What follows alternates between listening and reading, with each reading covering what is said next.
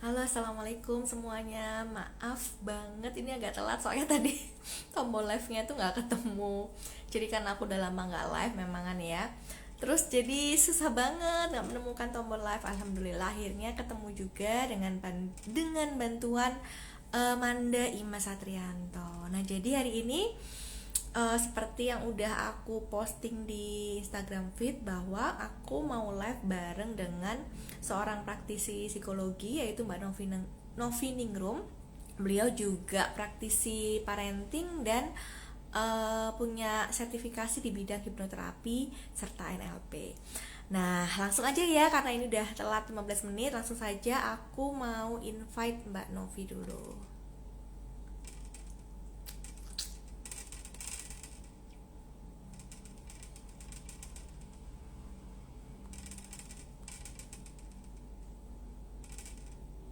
Sambil menunggu teman-teman yang lain, ini aku invite Mbak Novi.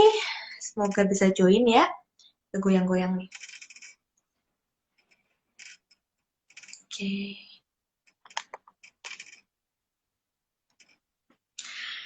Jadi sebenarnya emang udah lama ya pingin ngobrol live sama Mbak Novi, cuman waktu itu masih bingung nih temanya apa gitu, yang bisa bermanfaat gitu kan pinginnya. Nah terus kemarin ada kasus yang bullying itu atau perundungan, akhirnya ngobrol-ngobrol sama Mbak Novi, gimana Mbak kalau kita ambil tema ini gitu. Alhamdulillah beliaunya mau. Jadi hari ini kami berdua mau membahas tentang bullying gitu ya, atau perundungan. Tadinya sih kita pingin gimana mencegah gitu ya, mencegah terjadinya bullying gitu, terutama kalau masih anak-anak gitu kan, karena di sekolah juga nggak memungkiri bahwa memang terjadi gitu kan bullying ini dan udah kayak membudaya. Nah, sedihnya adalah ketika masih anak-anak dan kita menganggapnya wajar, nah akhirnya ternyata keterusan gitu ya, ternyata di tempat kerja, di perusahaan itu juga bisa terjadi gitu perundungan, dan ini kan pasti udah lebih susah lagi ya kalau mau apa ya ibaratnya mau membenarkan kembali gitu kan, beda dengan yang masih anak-anak. Nah nanti kita akan bahas juga nih, sebenarnya bisa nggak sih bullying itu dicegah gitu, kalau bisa sebagai orang tuh harus bagaimana gitu. Nah kemudian kalau sudah terlanjur terjadi bullying baik sebagai korban ataupun pelaku, nah itu orang tua dan anak itu harus bersikap seperti apa gitu. Mana ya, kita sambil tunggu ya Mbak Novi. Ini malah ada Tia. Halo Tia.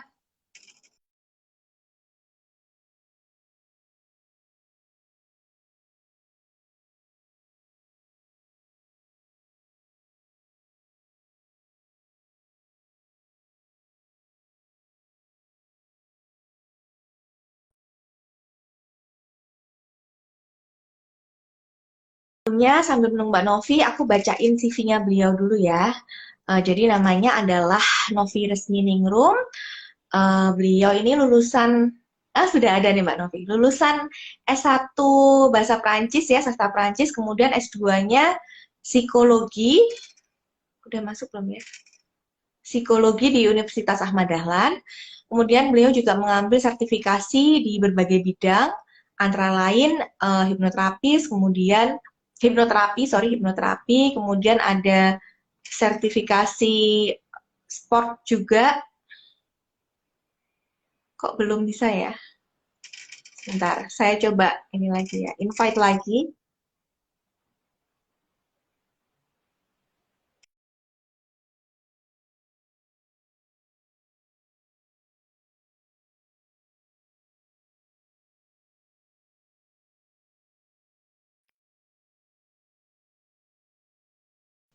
Assalamualaikum Mbak. Halo, halo, halo. Selesai, Iya, selesai. Aku, oke, hai. aku sorry banget ya, aku tuh udah lama nggak live, jadi ternyata tombolnya ada. Enggak Akhirnya kita apa-apa, enggak apa-apa. apa kabarnya? Alhamdulillah, baik. Ya, kayaknya tambah mulus aja nih wajahnya. Ya Biar ampun. lucu. Ada lucu-lucu di sini. Aku juga lama nggak live, ternyata lucu-lucu ya di sini nih lah kalau ada tanda-tandanya nih. Ada Ada ini emot-emotnya lucu. filter ya, filter-filter juga ya. Lucu ya ternyata ya.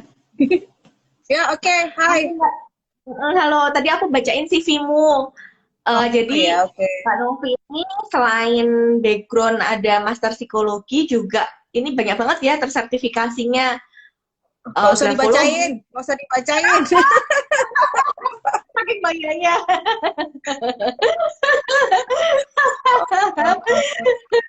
Terus gimana nih? Mau langsung aja. Aku Ya baru deh, tahu loh langsung.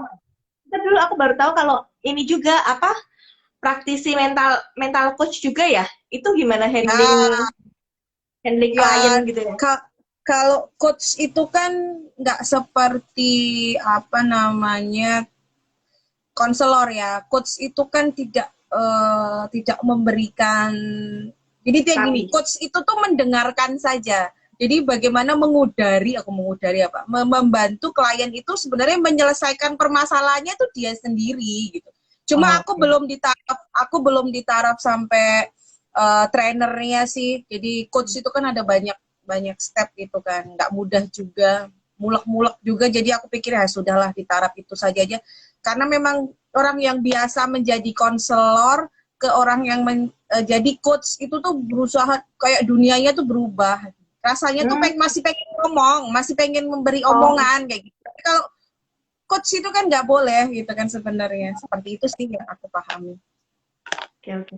Oke. Jadi hari ini kita mau bahas tema yang sulit ya, kata Rocky temanya sulit, bullying atau perundungan.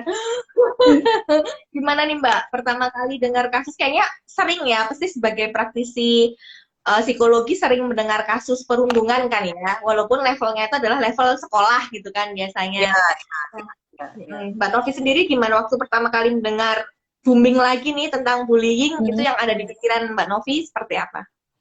Sebenarnya ya, sebelumnya kita sapa dulu teman-teman yang udah pada gabung. Halo, Assalamualaikum, salam kenal. Saya Novi dan sore ini kita berdua nih lagi mau kita ngobrolin receh aja sih ya, nggak usah ngobrol yang berat-berat kayak gitu kan. Ya, sebenarnya kasus bully itu sudah lama terjadi dari dulu hingga sekarang ya kan. Ada yang mungkin terblow up, terekspos, tapi ada juga yang tersembunyi saja. Nah, yang baru-baru ini heboh itu sebenarnya membelalakkan mata kita gitu. Bahwa yang seringnya terjadi perundungan atau bullying itu kan di sekolah ya, dari mau tingkat SD, tingkat TK, sampai nggak usah TK deh, PAUD, TK, bahkan mungkin sampai ke universitas. Tapi ini di lingkup kerja, selingkup kantor, yang sebuah lembaga yang nggak main-main kayak gitu kan. Lembaga yang sebenarnya mereka juga sering mensensor kan, ya kan? Dia yang sebagai filter ketika siaran-siaran itu mau sebelum publish di televisi atau mungkin mereka sorry kalau di YouTube mereka ini juga nggak ya ketika misalnya nanti ada sesuatu yang tidak sesuai mereka apa namanya ikut menfilter juga atau melarang memboikot juga enggak ya kalau mereka ini kayaknya kalau kemarin di Telegram juga mereka masuk tuh ya kan sempat masuk juga tuh untuk memboikot dan yang lain situs-situs yang nggak benar gitu kan. Telegram tuh kan sekarang ya aku nggak ngerti ya Telegram itu ini buka-bukaan aja gitu loh ketika kita sekarang di film-film pembajakan film itu kan banyak tuh yang di-share di Facebook di mana kayak gitu kan. Nah terus karena di Facebook udah si Om Facebook itu mulai kejam sekarang, mereka larinya ke Telegram. Jadi film-film bajakan, bahkan film-film 18 plus, 21 plus itu sangat mudah didapatkan di Telegram. Nah, untuk kalau nggak salah sih kemarin mereka mulai memboikot satu persatu. Tapi aku nggak tahu kalau si lembaga yang ini tuh ikut serta di situ apa enggak. Nah, kembali ke masalah perundungan atau bullying tadi menyedihkan sangat, apalagi itu terjadi pada sosok makhluk yang namanya laki-laki gitu. Walaupun sebenarnya bullying itu bisa terjadi mau laki-laki atau perempuan itu sah-sah saja gitu loh. Jadi itu biasa saja terjadi itu mau laki-laki atau perempuan. Cuma ini kan yang menyedihkan sekali itu di perkantoran, di lembaga dan yang terjadi pada laki-laki dan dia tidak bisa berbuat apa-apa untuk melindungi dirinya sendiri atau untuk berkata aku nggak suka dibeginikan itu kan dia juga nggak sanggup. Dan aku dengar juga polisi pihak yang berwajib mungkin berpikir bahwa terblow up-nya kasus ini dengan tulisan-tulisan yang disebarkan oleh beliau itu mungkin juga bukan tulisan dari beliau gitu. Mungkin dia dibantu oleh orang lain untuk bisa speak up ya, mengeluarkan unek-unek dia gitu kan. Aku bisa membayangkan apa yang terjadi pada dia. Namanya tadi ada komen bullying ada di pesantren. Aduh, ada banget, banyak di mana saja.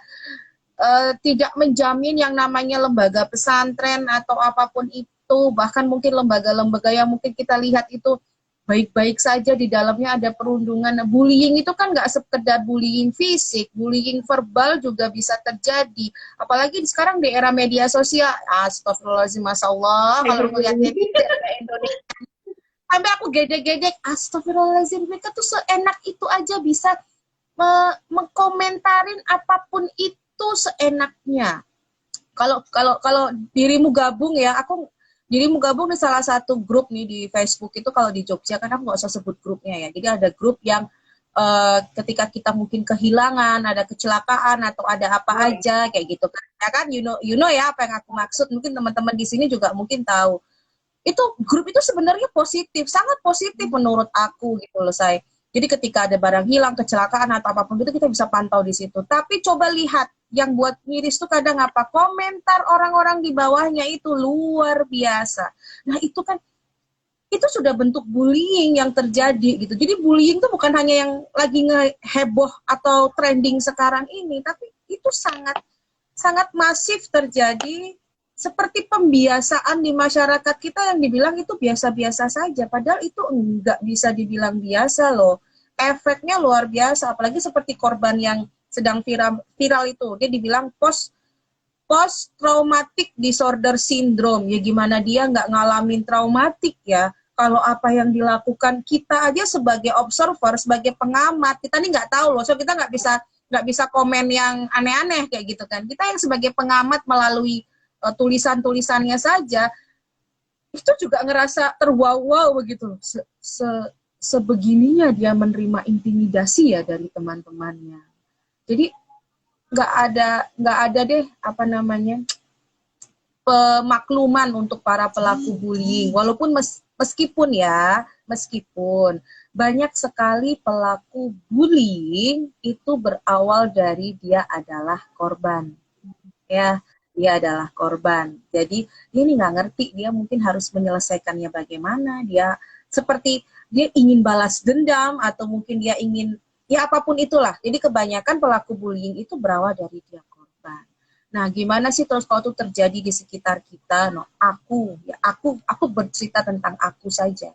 Aku juga salah satu orang yang dulu pernah terdampak bullying waktu SD, SMP, bahkan sampai SMA. Tapi kan orang beda-beda. Aku nggak bisa terus bilang begini ketika aku dengerin orang kena perundungan atau bullying. Gitu aja lu nggak bisa.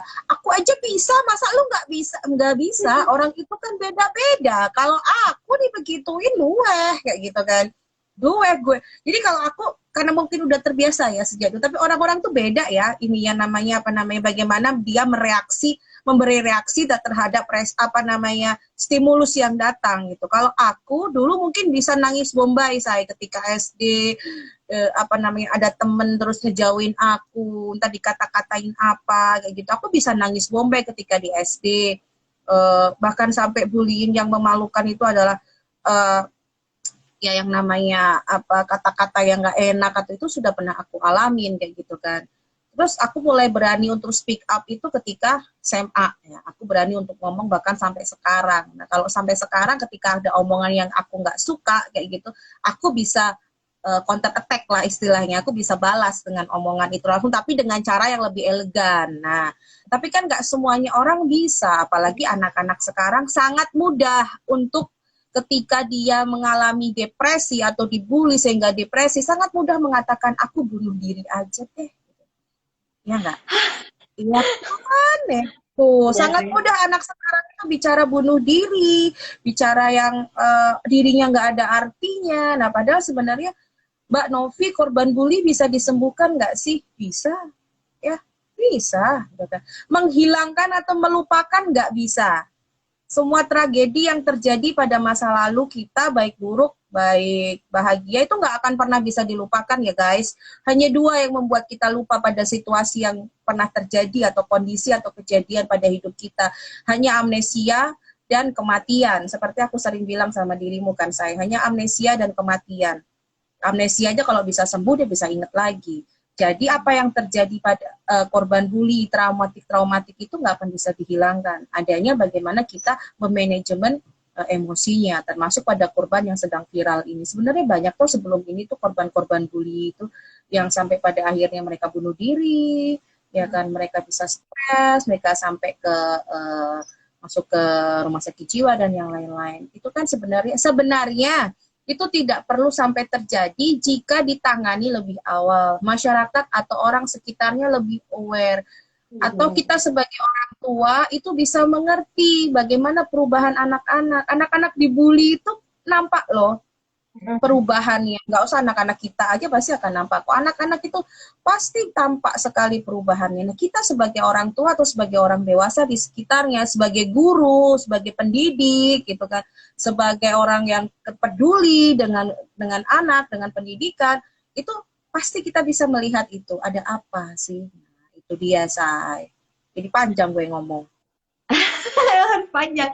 Nah, terus menyikapinya gimana ya? Kalau misalnya kita sebagai orang tua lah atau sebagai guru tadi tahu, ngeliat langsung gitu, kalau ada yang jadi korban dan pelaku. Nah, itu harus gimana nih? Baik dari si korban dan pelaku ya. Oke. Ketika kita menemui atau melihat langsung atau mungkin dilapori, nah ya kan dilapori gitu. Sebelum ke situ kita begini, kita nih sebagai orang tua nih, sebagai orang tua kayak Dian juga punya anak ya usia balita, batita, aku juga mulai punya anak yang mau menginjak masa remaja awal gitu kan. Dulu sebelum aku tahu ilmunya, aku selalu bilang begini sama anakku. Ketika dia disakiti temannya, baik waktu itu di PAUD ya, aku bilang jangan dibales kakak, kasihan. Udah kalau, jadi ketika dia disakitin temennya, gak usah dibales, udah kakak diem aja, kayak gitu kan. Itu begitu terus-menerus pada akhir ternyata itu gak boleh ya, aku bilang begitu. Ternyata itu membuat anak kita jadi gak berani bicara, gak berani bersikap, nggak berani untuk mengatakan bahwa aku nggak suka dalam situasi dan kondisi seperti ini. Nah, ketika aku tahu ilmunya, gue berdiskusi dengan beberapa banyak orang, apa yang harus aku lakukan ketika anakku menerima perlakuan yang tidak enak dari teman sebayanya. Beberapa teman menyarankan, mereka memang praktisi, mereka memang ngerti dunia psikologi, kala itu sebelum aku terjun ke dunia psikologi, itu mereka bilang, ketika anakmu disakiti, katakan pada dia yang pertama, ya, ketika dia bisa berkata, katakan nggak suka, aku nggak suka dibeginikan, ini sakit, ya, aku nggak suka dibeginikan, ini sakit. Sudah, ketika masih si orang itu memperlakukan itu lagi, boleh kok ketika dia dicubit, dibalas cubit, tapi saat itu ya Novi, di saat itu. Jadi ketika dicubit begini, aduh sakit, aku nggak suka dibeginiin, begitu. Terus kita juga bisa boleh bilang sama anak itu, ayo kamu minta maaf karena kamu udah nyakitin aku. Anak TK kan ngerti lah kayak gimana ya. Kalau masih lagi boleh, ini loh rasanya dicubit ini kayak begini. Kamu nyubit aku sakit kan? Nah ini kalau kamu aku cubit itu sakit. Itu kan itu teman sebaya istilahnya. Kalau masih berlaku lagi ya udah lari ke guru, ya kan? Bicara sama gurunya, lapor sama gurunya. Nah, seperti itu. Itu yang diajarkan oleh mereka. Akhirnya aku pikir, oh iya ya, salah juga ya aku ya. Kalau aku bilang kalau anakku nggak boleh untuk melakukan itu. Sayangnya aku ngerubah itu nggak mudah. Terus anakku bilang, dulu kata mama dulu nggak boleh. Kenapa sekarang kok suruh dibalas? Bilang gitu kan, suruh diajarin yang lain gitu. Kakak, boleh ngebales tapi di hari itu, bukan begini ya. Awas ya kamu besok, begitu kan. Nah itu kan sudah mengajarkan untuk dendam, ya kan, tidak menyelesaikan masalah. Nah kembali ke tadi, ketika kita punya anak-anak kecil sejak dini sudah kita ajarkan untuk berani berkata tidak, ya kan, berani bersikap. Ketika memang tidak seimbang, nah seperti yang di Jogja ini kan banyak juga kelitih kan juga bentuk bullying tuh secara fisik gitu kan. Dia juga harus tahu ketika emang nggak seimbang kekuatannya, ya dia harus segera lari, jangan sok jadi jagoan gitu kan. Lari itu bukan berarti dia takut, tapi lari dia lebih baik mencari perlindungan untuk yang lebih aman. Nah, kembali ke tadi pertanyaan dia, terus harus kayak gimana dong kalau misalnya itu terjadi pada orang-orang di sekitar kita, terus kita sebagai guru, sebagai orang tua terhadap korban dan pelaku. Kita harus memposisikan yang sama ya antara korban dan pelaku ya, nggak boleh timpang sebelah. Jadi ketika menyelesaikan permasalahan itu, yang korban juga dirangkul, yang pelaku juga dirangkul ya. Korbannya diberi istilahnya diberi penguatan ya kan, diajak konseling, diyakinkan. Nah, begitu juga yang pelaku diberi pengertian, diberi bahwa apa yang dia lakukan itu salah. Kita nggak tahu loh. Terkadang si pelaku ini melakukan hal yang tidak enak kepada korban itu karena dia biasa menerima itu loh di lingkungan sekitarnya. Ya, Ini mungkin berlaku dari orang ini berlaku gimana? juga kalau ini berlaku juga kalau orang dewasa yang melakukannya, kayak yang di kasus yang lagi viral itu kan Ya, udah tua gitu kan, maksudnya udah tua, udah ya. dewasa. Jadi gini, kita kan nggak ngerti nih, aku nggak ngerti kronologi secara ininya ya, secara gamblangnya gitu loh si orang. Tapi aku membaca biografi, profilnya yang udah ya secara kedudukan dia pada K-unit istilahnya, bagian-bagian yang penting vital gitu, pemimpin lah istilahnya. Terus usia dia juga nggak usia muda ya. Di situ pertanyaan besar itu terjadi. Apakah memang dia biasa menerima perlakuan itu di rumahnya, ataukah mereka yang segitu banyaknya itu sebenarnya hanya ikut-ikut dari satu center Iya. of point-nya, ya kan? Nah, di situ ada center of point-nya nggak? Ada, kalau bahasa anak-anak itu bahasa, ada kepala gengnya nggak? Kayak gitu kan? Ya kan? Yang dia yang istilahnya sangat ditakutin atau menjadi center buat teman-teman di sekitarnya. Biasanya pelaku bullying nggak sendiri loh, say. Dia lebih sering bergerombol. Gerombolnya itu apa? Biasanya satu aja center of point-nya, yang lain itu follower, ya kan? Dia ngelakuin masih A, gue juga bisa dong, kayak gitu loh. Nah, seperti itu yang sering terjadi. Perhatikan saja, pelaku-pelaku bully itu sering banget berkelompok. Dia pasti Iya. punya kelompok. Kalau di sekolah itu kan ya geng yang paling ditakutin, paling di ini kayak gitu sih. Itu terjadi. Kalau bertanya apakah itu terjadi juga Mbak sama orang-orang yang kemarin memperlakukan itu pada si korban. Nah, ini kita kan nggak tahu juga nih apa namanya motif. Dan dengar-dengar juga sepertinya nih, dengar-dengar ya, aku dikoreksi kalau salah, polisi juga belum bisa mendapatkan bukti kan bahwa memang mereka itu yang melakukan itu. Ini susahnya bullying di sini nih, kadang mau bukti apa kayak gitu loh. Selama itu bukan fisik, kalau fisik kan kita visum dapat bukti ya lah. Kalau yang dilakukan adalah ocehan, kalau di media sosial aja mending ada bukti ya, ada bukti yang bisa kita screenshot. Makanya sekarang hati-hati ya di media sosial itu, screenshot itu kita nge-screenshot. Saya juga aku juga gede-gede nih. Kita nge-screenshot aja itu udah pelanggaran undang-undang ITE loh. Bayangin aja, kita screenshot itu udah pelanggaran undang-undang ITE. Tapi tuh kalau dijadikan barang bukti, aku bingung loh sama undang-undang ITE, karena aku juga bukan orang hukum ya. Cuma waktu denger omongan tuh ternyata kayak begini ya, aku bilang gitu. Jadi kita tuh serba salah. Tapi paling enggak kan kalau di media sosial kita ada bukti. Nah, tapi kalau hanya diejek seperti yang dilakukan orang-orang itu kan tidak ada bukti video, tidak ada bukti apa. Lawang sebenarnya ya, ketika nanti kita menvideokan sebuah kejadian saja, itu mau jadi barang bukti lah. Kalau mereka gugat balik juga kita kena loh, ya kan, merekam tanpa izin. Nah itu kan aku juga bingung kalau mau ngomong seperti itu gitu loh. Kadang-kadang itu kayak begini ya gitu kan.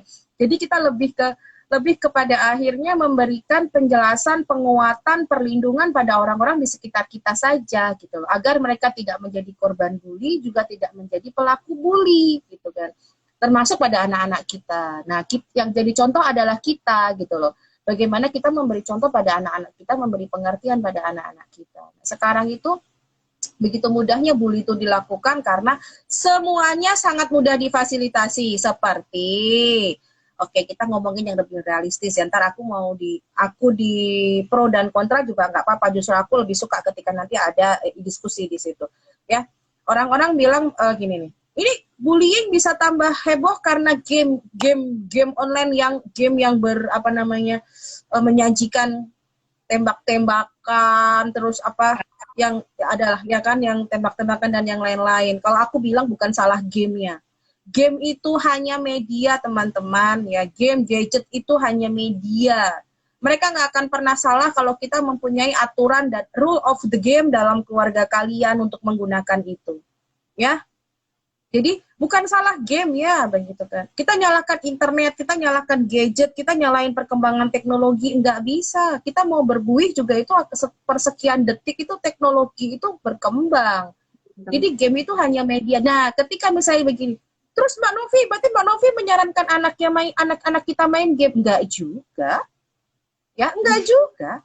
Tapi paling nggak anak-anak kenal ketika misalnya ada adegan kayak di aku agak nggak salah PUBG ya, PUBG atau FF itu kan yang tembak-tembakan begitu. Nanti orang jadi biasa melihat darah, nggak juga. Ketika dia melihat itu kasih dong pengertian. Sebagai orang tua zaman now, orang tua anak-anak zilenial, orang tua anak-anak generasi alpha, ada baiknya dong kita main game bareng juga dong sama anak-anak kita. Jadi tahu tuh namanya Among Us itu kayak apa, ya kan? Terus jadi dikasih pengertian, ya ini begini, oh ini begini. Anak sekarang nggak kayak zaman kita kecil kan, orang tua tuh memberi pengertian pada kita gitu kan.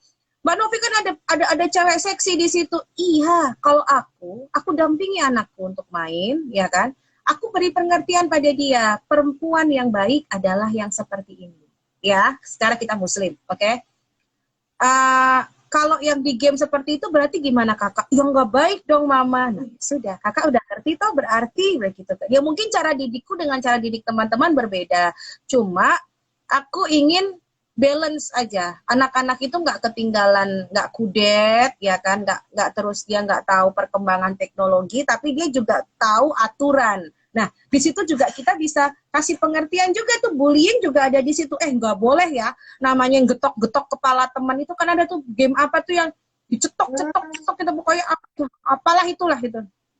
Mama, yang kecil-kecil udah senang cetok-cetok begitu. Memang nanti diikutin tiba-tiba ngikutin yang mbaknya ngetok adiknya. Itu loh mah kayak film apa sih? Trum apa sih itu loh ada video itu trum ya itu kan ada itu trum itu kan ngomongin si gadis kaya si gadis miskin itu kan aku pikir itu apa ya aku dengerin itu apa ya terus aku dengerin oh kok begini isinya ya udah aku diamin dulu setelah itu aku putar balik lagi video itu mereka dengerin.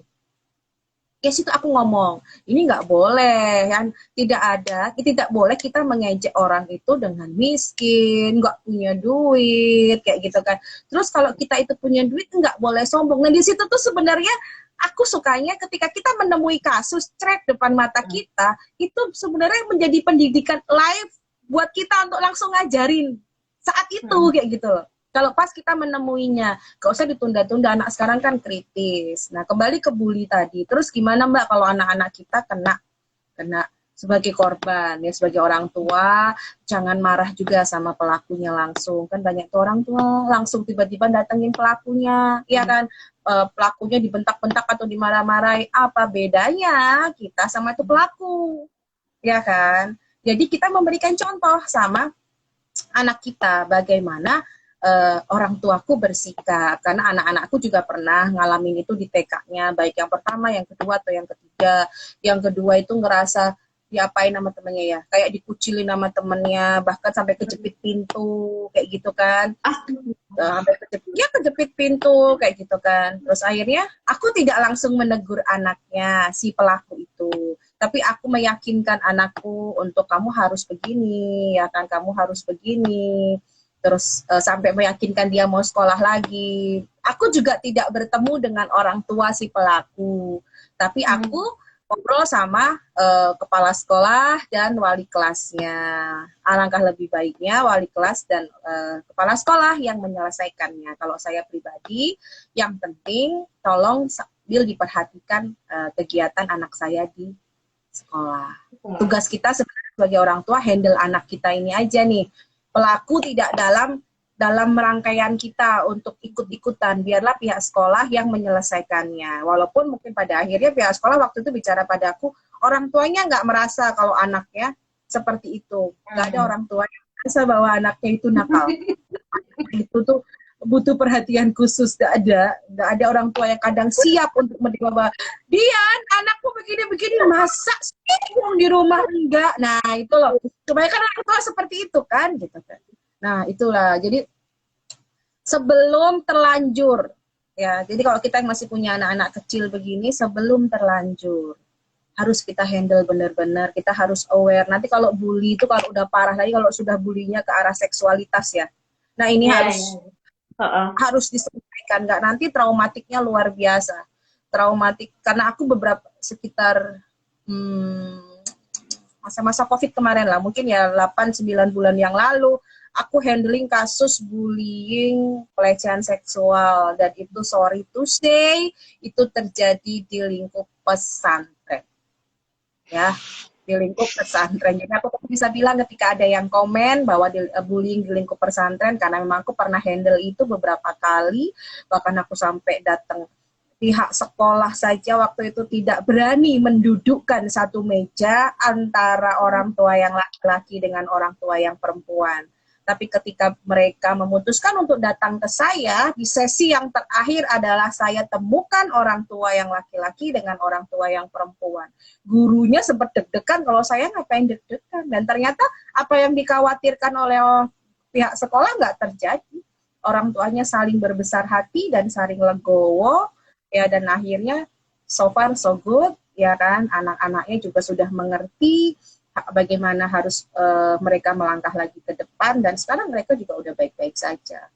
Nah, sebenarnya yang kenapa sih kita harus takut dengan apa yang ada dalam pikiran kita? Memang tidak semua orang bisa ya, Say, dikonfirmasi, didudukan dalam satu meja, ya kan? Nggak semuanya bisa. Makanya aku juga wait and see. Oh, ternyata ini bisa kok, orang tuanya bisa didudukan satu meja. Anaknya aja yang tadinya menjadi fokus mereka yang saling korban dan pelaku saja, anaknya itu udah bisa cekakaan bareng, foto bertiga bareng aku. Kenapa?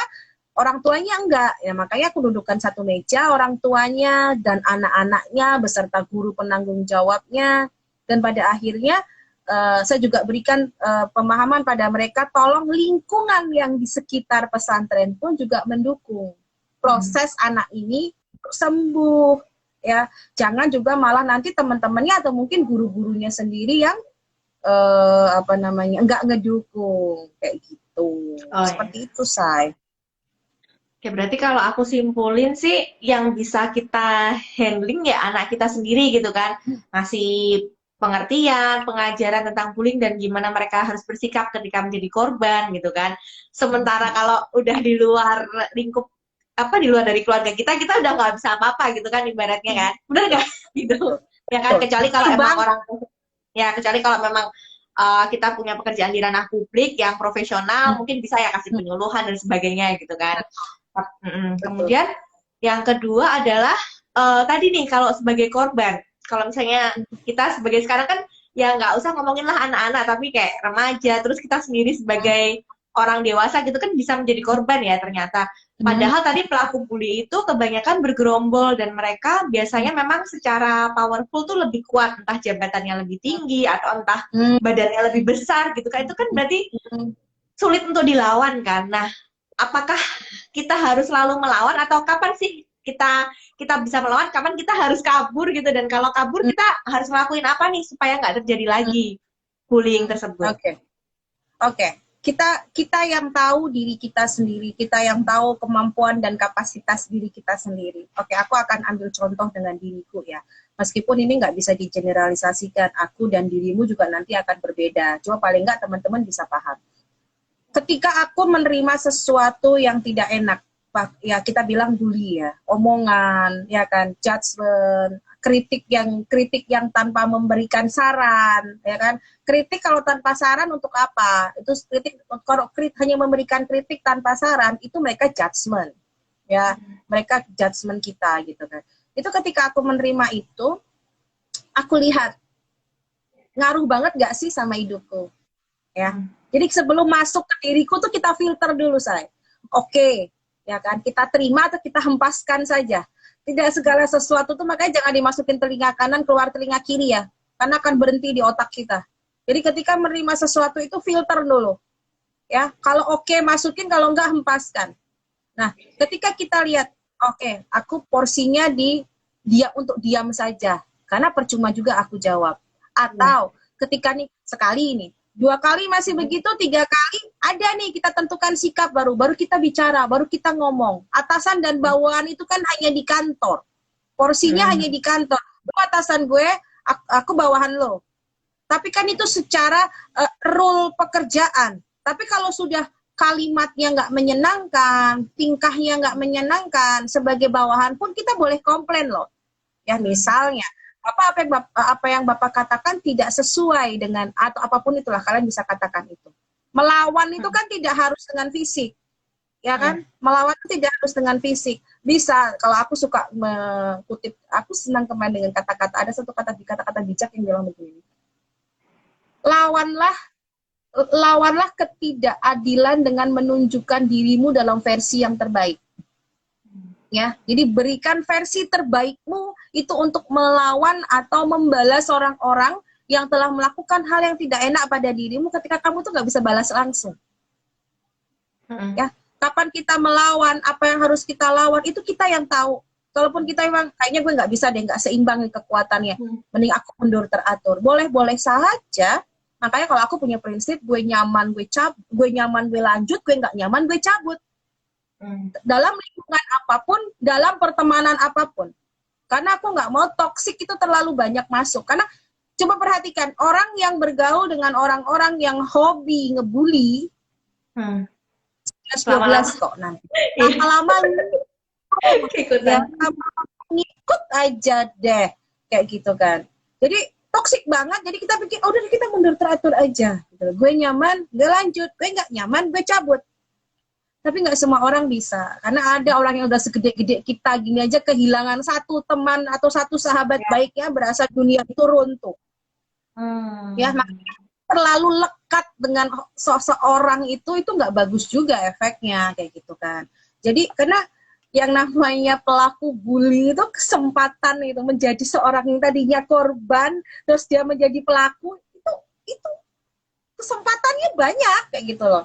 Ya kan, dulu dia korban nih di lingkungan yang mungkin banyak lebih superior dibandingkan dia, ya kan. Tapi nanti ketika dia di lingkungan, si korban ini di lingkungan yang dia bisa menjadi superior dibandingkan yang lainnya, nggak menutup kemungkinan dia juga akan menjadi pelaku dong.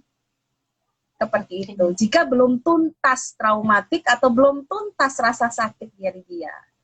Kalau aku kembali ke aku gitu, ketika dulu aku dibully, aku diomongin banyak lah gitu, perlakuan yang nggak enak gitu kan, dan sekarang aku ketemu lagi dengan mereka yang dulu pernah melakukan itu, hampir sebagian besar apa mereka bilang, aku nggak nyangka ya kamu ada bisa sampai di posisi ini. Serius? Ya, serius. Karena dulu aku pernah bilang kayak kehilangan sahabat itu kehilangan dunia dan yang lain-lain ya. Bahkan sejak aku tidak percaya lagi yang namanya sahabat, bahkan aku menghapus yang namanya kamus dalam otakku atau sahabat, gitu, hidupku lebih tenang. Gitu. Aku belum lama loh bilang ketika aku dekat dengan orang, aku bisa mengatakan bahwa dia sahabatku. Gitu loh. Sejak dulu aku pernah merasa kecewa, bully, dan yang lain-lain. Tapi ketika Tuhan pertemukan lagi aku dengan mereka di waktu yang tepat, dan akhirnya mereka juga bilang bahwa aku nggak nyangka kamu di posisi ini, kamu di kondisi yang saat ini, gitu kan.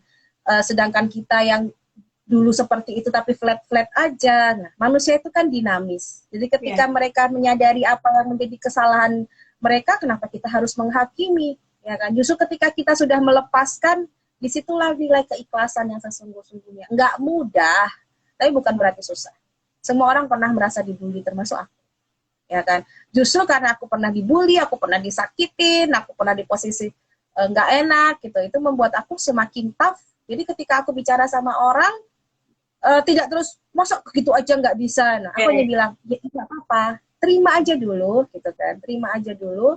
Terus ketika memang kamu yakin harus meninggalkan dan pergi jauh dari mereka, tinggalkan dulu, letakkan dulu. Itu sih yang aku bilang juga sama anak-anakku, untuk ngajarin mereka untuk berkata tidak, berkata nggak suka, ya kan. Dan orang tahu, ada kalanya orang tahu siapa kita. Ya kan? Itu seperti itu. Ya aku kalau kembali ke kasus yang lagi viral itu, kasihan juga sih kalau sampai nggak dihandle, bagaimana dia akhirnya apa ya, nggak percaya dengan dirinya sendiri, dia akhirnya malu, bahkan dia itu kan punya istri, punya anak, ya kan. Kasihan, jadi konsep dirinya berubah, hancur dan yang lain-lain, sedangkan yang mungkin dikatakan pelaku itu tidak mendapatkan tindakan yang atau balasan yang setimpal gitu, dalam artian mungkin nggak ada dari hukum dan yang lain-lain, itu aku kasihan juga sih. Seperti yang sekarang, sorry aku sedikit melenceng ya, walaupun juga aku setuju dengan apa yang dilakukan sama banyak netizen itu. Apa yang sedang terjadi pada SJ ya, atau ya artis yang baru aja keluar dari penjara, kasus seperti yang tahu lah kasus dia apa gitu kan. Satu sisi memang salah yang dia lakukan ya, baik kasusnya atau mungkin ketika dia keluar dengan euforia yang terlalu berlebihan.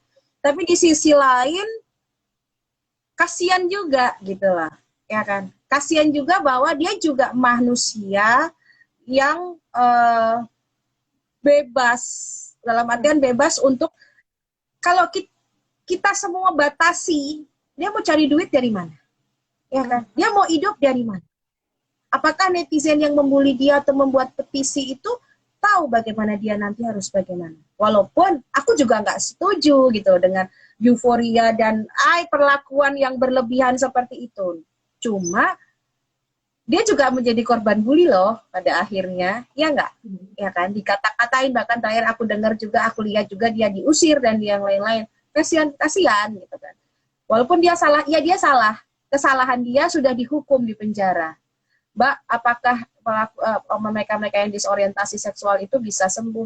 Bisa kok, asalkan ditangani yang benar. Harusnya sekarang PR-nya adalah beliau itu ditangani orang-orang yang tepat, entah agamawan, psikolog, psikiater, yang memperbaiki dia luar dalam. Setelah itu biarkan dia kembali ke dunia luar, masyarakat luar, dalam bentuk atau versi yang berbeda setelah dia memperbaiki dirinya. Ya, jadi kita nggak sibuk hanya dengan menghujat. Kita tuh sebenarnya ketika kita memuji orang sama menghujat orang, itu energi itu lebih berat ketika kita menghujat orang loh keluarnya. Feedbacknya balik ke kita juga sebuah hal yang negatif. Kalau kita memuji orang, itu feedbacknya juga baliknya ke kita, itu yang baik-baik gitu loh. Nah, dan itu apa bedanya coba? Beliau yang mempertontonkan euforia bebasnya beliau dengan kalian-kalian, mereka-mereka yang mempertontonkan juga menolak beliau. Jadi anak-anak yang nggak paham, iki kisah jani apa toh? Gitu kan. Bener gitu. Ya kan, bener nggak gitu kan. Tontonan-tontonan yang nggak masuk di akal, aku tuh udah lama nggak nonton TV ya. Nah, anak-anakku juga pernah nonton YouTube. Nggak ada nonton TV, nonton YouTube, nonton apa deh kayak gitu tuh aja. Nggak pernah nonton TV. Tapi geli juga ketika di media sosial seperti itu keluar semua. Bahkan yang kemarin juga Ayu Ting Ting dan yang lain-lain gitu kan. Salah yang dilakukan dia, salah. Tapi bulian netizen, orang kalau belum pernah merasa dirinya menjadi bahan bulian, itu tuh enak banget loh ngetik kayak gitu kan. Makanya orang bilang apa? Mereka tuh bisa gagah di dunia maya, tapi remah pengginang di dunia nyata. Ya, karena di dunia maya mereka bisa ketik seenak jidatnya aja, tapi di dunia nyata face to face begini nih nggak banyak orang yang bisa.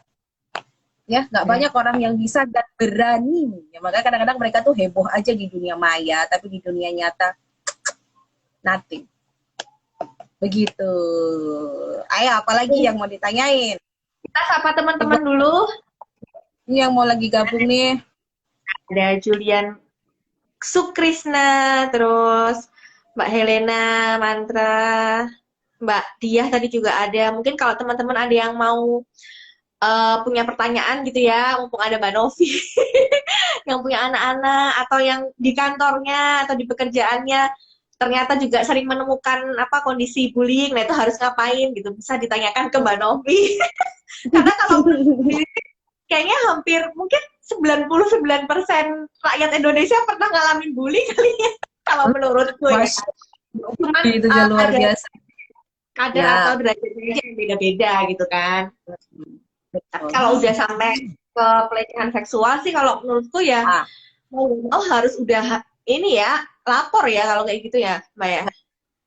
cuma kan ketika pelecehan seksual itu nanti kembali ke korbannya, seberapa berani korbannya Iya, untuk speak up, ya iya kan? sih. Karena kadang itu orang jadi yang diiniin, yang menjadi fokus omongan malah jadi si korban kayak gitu loh, kan Iya. kasihan, ya kan? Iya. Karena gimana ya, masyarakat kita itu, nah ini loh sekarang yang lagi digencar-gencarkan adalah santun dalam bermedia sosial, ya, Oh, santun dalam menggunakan media sosial, karena masyarakat kita ini banyak yang nggak santun. Mereka pintar dengan menggunakan media sosialnya, tapi mereka nggak santun menggunakan media sosial. Sebagai contoh, ada kecelakaan, korbannya mohon maaf mungkin meninggal, ya kan, parah kondisinya, mereka bisa loh ngambil foto dan videonya, walaupun itu buat reporting di grup, siapa tahu ada keluarganya yang dapat, tapi yang tahu gitu loh. Tapi apakah itu sopan dan apakah itu etis, ya kan? Baik, jadi kita harus baik dan pantas ketika menggunakan media sosial. Nggak cuma baik aja, tapi hal ini pantas nggak sih saya share gitu kan? Nah, itu kan banyak terjadi, kekerasan, keributan, ya kan? Orang diberitakan, diliatin sampai seperti itu. Itu kan jadi membiasakan orang melihat hal-hal yang seharusnya nggak pantas dan mungkin belum usianya gitu loh. Kan nggak ada juga rate, walaupun ada rate tulisannya usia 13 plus, usia 17 plus, emang itu diturutin kok sama masyarakat kita. Kalau aku mau ngambil contoh, dan aku nggak dibully nih ya sama teman-teman pecinta sinetron yang satu ini. You know ya, Ikatan Cinta, ya, Mas Aldebaran itu dan Mbak Andin gitu. Itu kalau mau dipikir rate, itu rate-nya usia berapa? 21 plus. Yes. Iya kan? Ya bolehlah 19 plus, 21 plus. Bukan ditonton anak-anak kecil kan? Ya, iyalah. Tapi tiap anak-anak itu tahu semua sama yang namanya Mas Aldebaran. Ya, ya. Itu kan yang disajikan itu hal yang ya wow gitu loh, terwaw-wow aja kayak gitu. Mau kayak gimana? Karena masyarakat kita udah biasa kan dibegitukan. Jadi ya mau kayak gimana? Udah disajikan hal-hal yang seperti itu kayak gitu kan. Ya mau kayak gimana pada akhirnya gitu. Jadi makanya bullying, pelecehan seksual itu semakin sering terjadi karena seperti hal yang dianggap biasa-biasa saja. Ya, ejek-ejekan, beda loh ya. Bully dengan bercanda itu beda, bukan hal yang sama. Bercandaan itu kalau seimbang, gue bercandaan sama lu, kita bisa tiktokan, ngobrol bercandaan cekakaan kayak gitu ya. Gue ngomong apa, lu jawab apa kayak gitu kan. Tiktokannya masuk, itu bercanda. Tapi kalau bullying itu pasti ada yang lebih berkuasa dan ada yang di bawahnya. Nah, Tapi itu coba kan ranahnya berarti subjektif gimana? banget ya. Makanya aku sempat baca berita yang kasus kemarin yang sebenarnya itu juga bilang gitu, apa Allah cuman bercanda gitu loh ibaratnya. Sempat ngomong gitu gitu ya pelakunya, entah dari pihak pengacaranya atau bukan. Aku pernah baca beritanya. Itu kan berarti jadi subjektif sekali ya, mana yang dianggap bercanda, mana yang dianggap bullying ya. Kalau pelakunya menganggap itu bercanda, tapi ternyata korban menganggapnya itu ya udah bully karena nggak seimbang gitu kan, karena menyakitkan gitu kan. Nggak ada buktinya lagi otomatis. Iya. Jadi Itu kayak ranah nggak ada hukum. rule of the game-nya kan gitu. Ya kalau si pelaku bilang itu bercanda, bercanda mana? Sampai yang harus menelanjangi orang. Bercanda mana? Sampai yang harus sorry to say, harus apa, memegang alat vitalnya orang lain. Sedangkan kita kan diajarin ya, kita ngajarin anak-anak kita juga, mau laki-laki atau mau perempuan, mana bagian yang boleh disentuh, mana bagian yang nggak boleh disentuh oleh orang lain dengan alasan apapun. Lah mereka Apakah mereka ketika menelanjangi itu dengan izin, tidak ada apapun pribadi atau individu dimanapun yang ditelanjangi dengan izin itu, ketika itu orang bukan siapa-siapa, mereka itu merelakan begitu saja, kecuali sedang dalam pengaruh minuman keras atau obat-obat terlarang kayak gitu. Apakah itu bercanda, ya kan?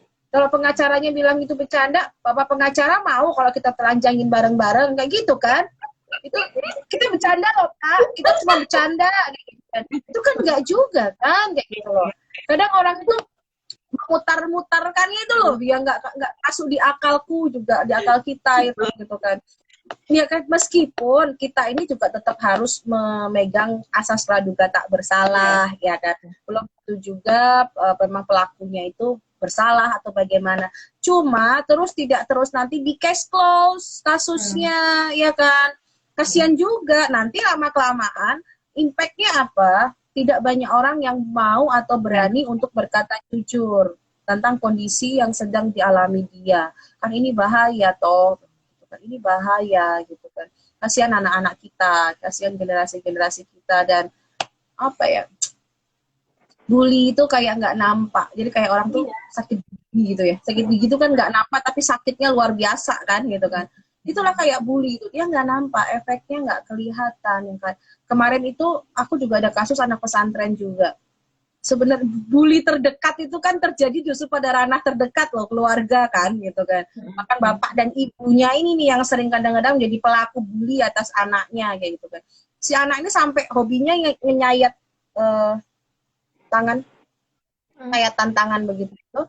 Saya pada akhirnya ketemu aku terakhir itu, aku tanya sama dia, kapan terakhir kali kamu sayat-sayat tanganmu? Dia bilang begini, udah lama kok tante. Terus aku bilang, yakin udah lama? Padahal aku ngeliat di sini ada bekas, masih baru. Terus aku ambil tangannya, ini terakhir kapan? Ini selama-lamanya, paling 3-4 hari yang lalu. Baru dia ngomong, iya. Kenapa dia menyayat itu? Ya kan? Karena dia ngerasa bahwa dirinya tuh nggak ada artinya. Dia seneng aja ketika seperti itu, ya kan? Nggak sakit. Kenapa aku bisa bilang nggak sakit? Karena aku pernah di posisi seperti itu. Makanya tuh anak bilang, Tante Novi pernah. Tante bisa ngomong karena Tante pernah. Aku akan masih ada nih. Ini kalau kelihatan ini masih ada loh. Nggak kelihatan ya. Ada bekas. Oke. Nah, aku bilang sama tuh anak, Tante pernah ngalamin itu. Nggak sakit kan? Nggak sakit, Tante. Memang nggak sakit. Karena kita kayak, kalau kita ngomongin hipnosis ya, kayak rasa sakit di otak kita tuh kayak dihilangin gitu loh.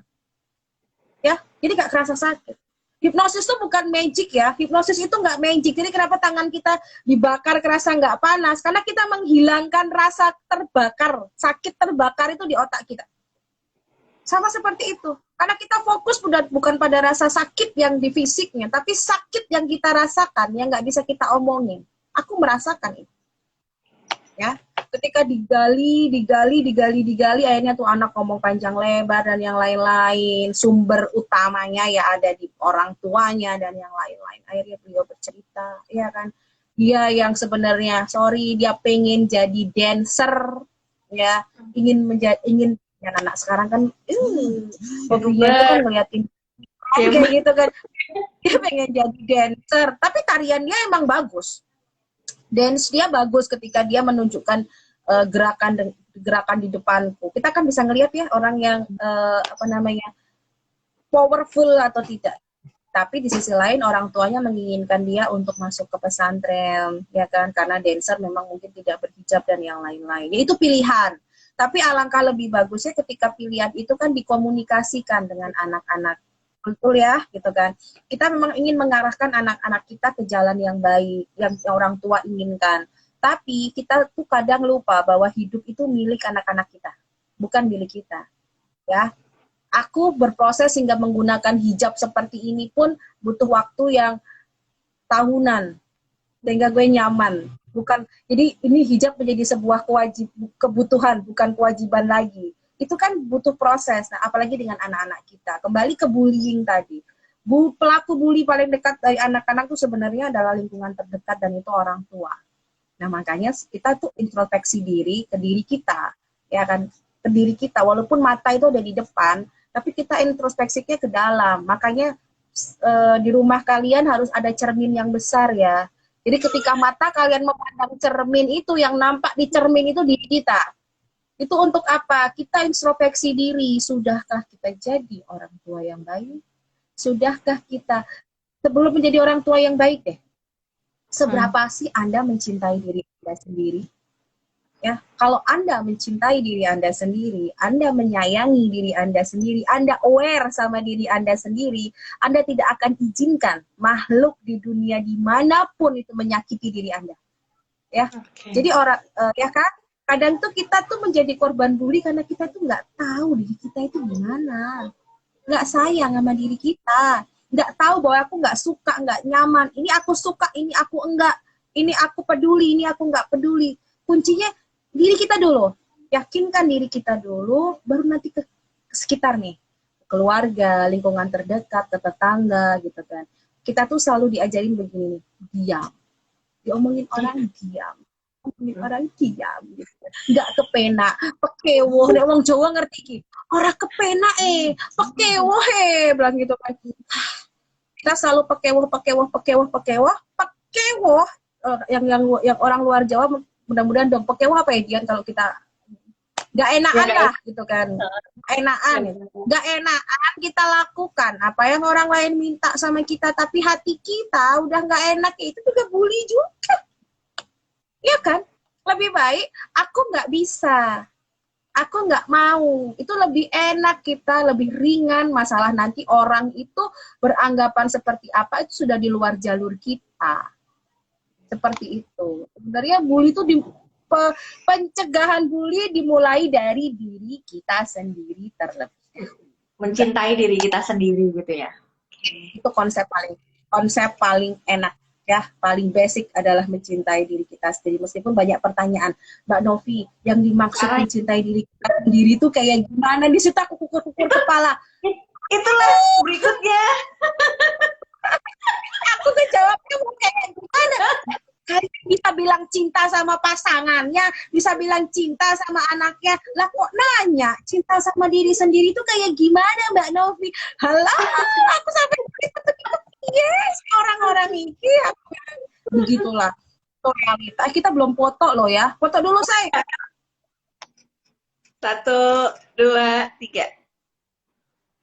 Oke, ini nggak kerasa udah 1 jam, Mbak. Udah mau 1 jam, Iya, takutnya nanti tiba-tiba. Ya, takutnya tiba-tiba nanti off. Apa namanya? Kalimat penutup. Penutup. Tadi kan udah dijelaskan juga sama Mbak Novi ya. Jadi pertama memang harus kita duluan ya menyadari ya, mencintai diri kita sendiri. Kemudian lihat nih keluarga kita gitu kan, terutama anak-anak, sudahkah kita mencintai mereka dan membuat mereka merasa berharga gitu kan. Baru setelah itu lingkungan luar keluarga gitu kan, dengan cara mengkali anak-anak, gimana mereka harus bersikap kalau terjadi bullying gitu dan sebagainya. Gitu. Nah, untuk kalimat pamungkas terakhir apa nih Mbak? Oh, sebenarnya aku pingin nanya sih, kayak misalnya bela diri gitu, itu penting gak sih sebenarnya buat pembekalan anak-anak kita belajar bela diri? Aku bilang penting banget. Ya, anakku aku bekalin semuanya bela diri. Aku nggak peduli mereka mau jadi atlet atau tidak, whatever itu terserah. Tapi itu menjadi bekal untuk diri dia sendiri, baik yang laki, baik yang cewek. Sebenarnya itu maunya suamiku sih. Jadi semua anak-anaknya dibekali oleh bela diri, biar mereka paling nggak itu preventif untuk diri mereka sendiri. Karena zaman ke depan kita nggak tahu. Kalau di Jogja pergi naik motor malam-malam aja udah mengerikan. Sedangkan zaman sekarang ya ini karena PPKM aja, karena COVID ya. Kalau enggak besok ke depan anak-anak pasti tetap akan pulang malam dengan aktivitas mereka. Boro-boro naik motor, naik mobil aja kacanya dilempar, apalagi naik motor. Tapi paling enggak kalau mereka sudah dengan perlindungan bela diri, mereka tahu bagaimana mereka menjaga diri mereka sendiri. Jadi kalau aku bilang buat teman-teman, ajarinlah anaknya bela diri untuk preventif, ya kan. Enggak harus jadi atlet, tapi yang penting dia tahu bagaimana dia harus menjaga dirinya atau mengamankan dirinya dari orang-orang di sekitarnya yang bertindak atau berlaku niatnya jahat. Terus kata pamungkasnya adalah apa ya? Bully itu sebenarnya dekat dengan kita. Nampaknya jauh tapi dia itu dekat dengan kita. Ya kan? Nah, kita yang harus aware, kita yang harus tahu, kita yang harus membuka mata. Kalau kita melihat korban bully ataupun pelaku bully, rangkul mereka sama-sama. ya kan. Tidak ada yang harus kita kucilkan, tidak ada harus yang kita bela berat sebelah, enggak. Tapi rangkul mereka sama-sama, ya kan. Kalau perlu, ajak mereka langsung ke orang-orang yang tepat untuk menangani mereka. Ya, jangan pernah terlambat. Dan buat teman-teman, itu kalau buat kita yang mengamati atau melihat ya. Tapi kalau buat teman-teman yang menjadi korban bully, jangan pernah takut untuk bicara. Kalau kalian takut bicara sama orang-orang keluarga atau teman dekat kalian, bicaralah sama orang-orang profesional di bidangnya. Kalian bisa ke konselor, kalian bisa ke psikolog, kalian bisa ke psikiater. Minimal mungkin pun kalian tidak bisa membalas, yang penting yang paling utama adalah kalian bisa melindungi diri kalian bisa menggiling trauma kalian, biar apa? Kalian bisa melangkah lebih enak ke depannya. Dan buat para pelaku bully, aku tahu itu, saya tahu kalian berawal dari korban juga, korban yang tidak terselesaikan, yang tidak bisa kalian salurkan rasa sakit hati kalian. Nah, segeralah kalian pergi ke orang-orang yang berkompeten, ya kan, biar kalian bisa lepas dari tingkah dan attitude yang itu sih kalau aku. Oke, bagus banget kesimpulannya dan pembicaraan kita hari ini. Aku dapat banyak insight sih, Mbak. Makasih ya Mbak Novi ya. Sama teman-teman semua yang udah nonton. Ntar kapan-kapan kita lanjut lagi. Terima kasih semuanya, Mbak Novi terutama. Wassalamualaikum warahmatullahi wabarakatuh. Kita tutup dengan Dadah. Dadah. Dadah.